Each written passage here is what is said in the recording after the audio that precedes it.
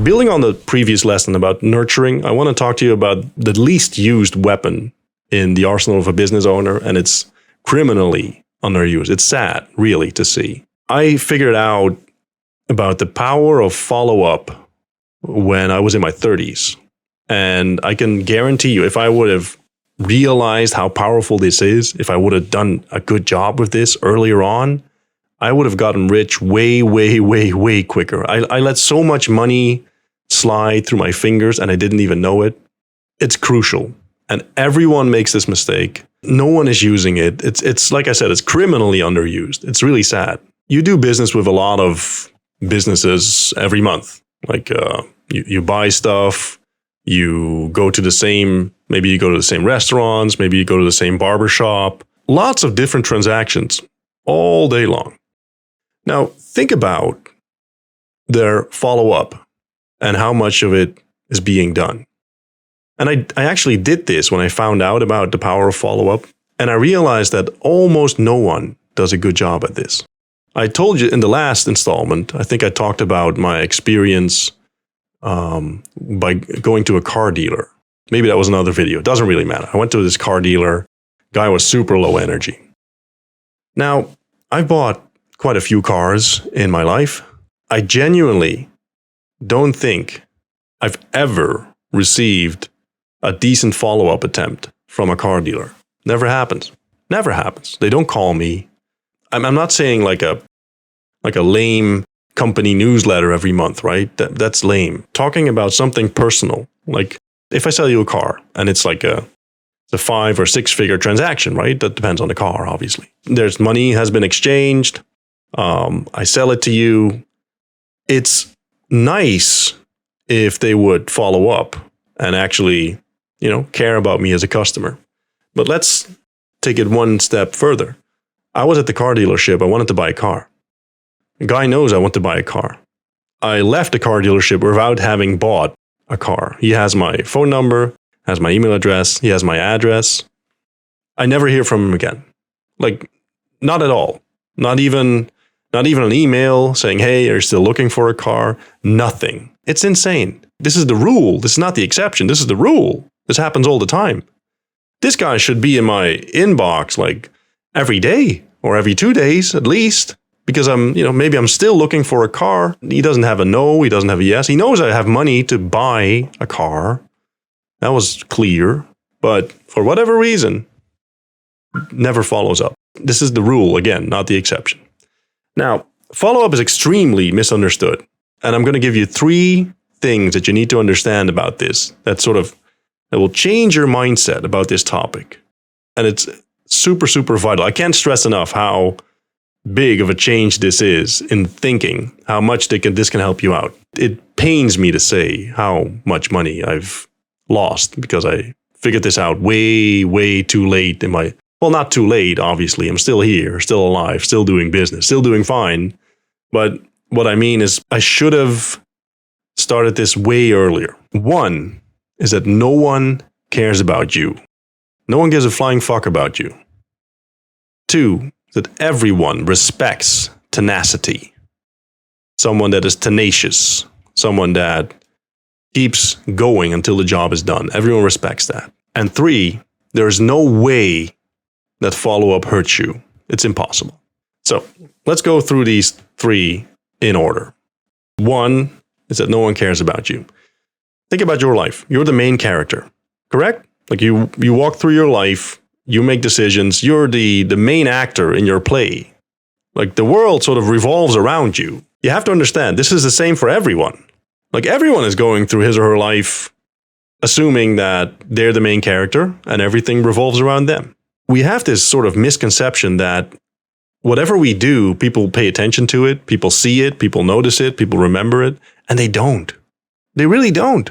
You make way less of a dent in someone's daily reality than you might think.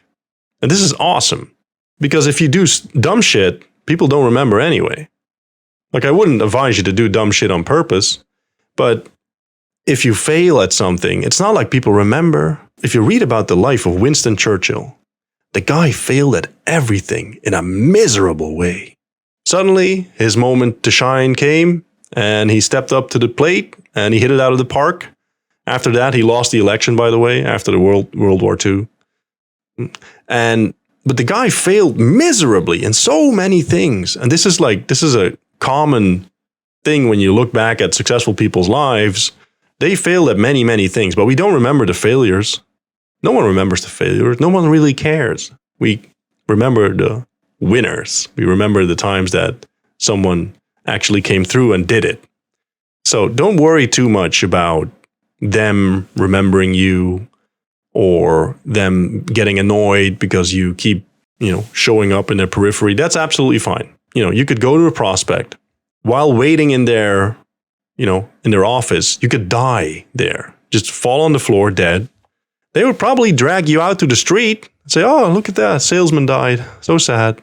And then they will get lunch. No one cares about you. It's awesome. 2 is that tenacity is universally admired. We all admire the grit of someone that actually gets it done. In terms of follow-up, when I tell you about the car dealer not doing any follow-up, I have the same thing with people that want to do business with me, and then they hear something about me doing follow-up, and so they do follow-up. What they basically do is they follow up once or twice or 3 times. Some even make it to 4 times, and that's it. They're gone. Well, to be fair, most don't make it to 4. Like, most don't even make it to 1. And it's annoying. Like, some of these people I actually want to do business with, but they send me a proposal or something. I say, yeah, it's interesting. And then this is the way I do it. If you're interested in doing business with me, it probably makes sense for me to ask you to follow up a couple times to make sure that you're actually serious about this. Because if you're not even serious about following up now, well, how shit are you going to be at the job when I give you the job? So tenacity is a universally admired thing. And sometimes when you follow up, you see these examples all the time. You follow up and then some moron sends an email back saying, "Oh, this is not the way you do business and it's really bad and you should be ashamed of yourself and just leave me the fuck alone, leave me." And they're whining and crying about it and saying, "Yeah, I'm going to, this is spam and you keep following up. This is not the way you do it." What's actually really happening there is that they realize that they don't have the tenacity and the grit that you have in following up. And their frustration is being sent out to you, sort of projected onto you as if you're a bad person. They're too weak to do it. So what they do is to shame you into thinking that whatever you're doing is wrong. 100% convinced that this is the reason that some people lash out if you follow up. By the way, if you get that, it's normal. You've done nothing wrong. And if anything, you did something right. You triggered them into putting energy into an email or a phone call or whatever, a text, and them basically admitting that they're too weak to do what you're doing. It's awesome. Keep going. Tenacity is a virtue, is a vital skill. And you'll see that, yes, some people will whine and cry about it and try to make you feel bad about it.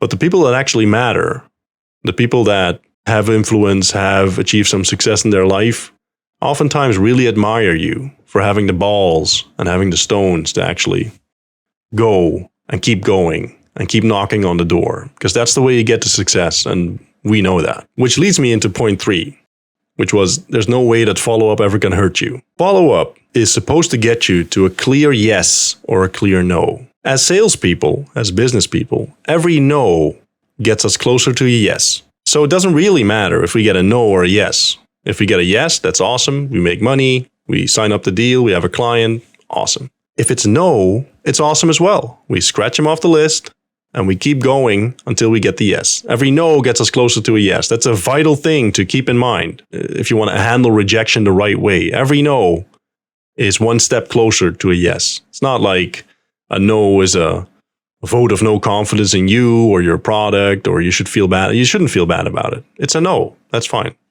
Maybe it's not a good fit right now. It doesn't really matter. But a no gets you closer to a yes. You know what doesn't get you closer to a yes? A maybe or a no answer. And people are happy to take maybes all day. They're so happy to do it. I turned it into a joke in one of the, used to work in a real estate office, and people would come back from sales calls, right? A sales appointment in the home of a prospect, and they would come back, and I'd say, "Hey, how did it go? Did you close him?" And they would say, "Yeah, it was a really good conversation." And I heard that weak excuse, that weak phrase so many times that I turned it into a joke. So I used to say, "Did you close him or did you have a good conversation?" We don't get paid for good conversations. We get paid to close the deal. That's what we get paid for. So we're not like psychologists or something where you just talk, or like a politician where you just talk all day, don't really, like, there's nothing really happening there. We don't get paid for good conversation. We get paid for people that sign on the dotted line. We get paid for closing. Coffee is for closers only. The reason why a lot of salespeople are happy to take maybes, the reason why a lot of business people don't follow up secretly, is because they're happy with the maybe, because then they don't have to face the no. And it's the complete wrong mindset. It's retarded. You have to get the no's to get to the yes. You don't have to take the maybes. Don't do anything for you. You want to get a clear, concise answer from the prospect. Is it going to be yes or is it going to be no, Mr. Prospect? And you're going to keep following up until they buy or die, or until they say no, which is fine. Like it's a free country. They can do that. You don't thrive on maybes. Follow up is the perfect tool to convert leads into yeses or nos. And either one of those is fine. And if they get mad, that's absolutely fine as well. Doesn't really matter. You can just keep going. Because the opinion of people that don't give you money doesn't make any difference anyway. You shouldn't put any weight in that opinion. It doesn't matter. Like if they say no and you're a bad person, okay, well, whatever. This is what follow-up is designed to do, to get yeses and nos from prospects. And either way is fine. Preferably yes, obviously. But if it's a no, it gets you closer to a yes. But there's no way that follow-up hurts you. Oh, but maybe if I follow up too many times, then they will get mad and then they won't buy from me. Bro, they wouldn't buy from you anyway if they get pissed off by follow-up. It's not like you can mess up the sale. This is this is a myth. This is something that you make in your head just to justify not following up. Follow up till they buy or die. Keep going. Doesn't have to be complicated. They don't walk around all day thinking about you. They don't care about you. So just keep going. Make sure that you're on their radar. So when they do make the decision, you're there, you're the man, and you're the guy that's going to get the sale. Follow up.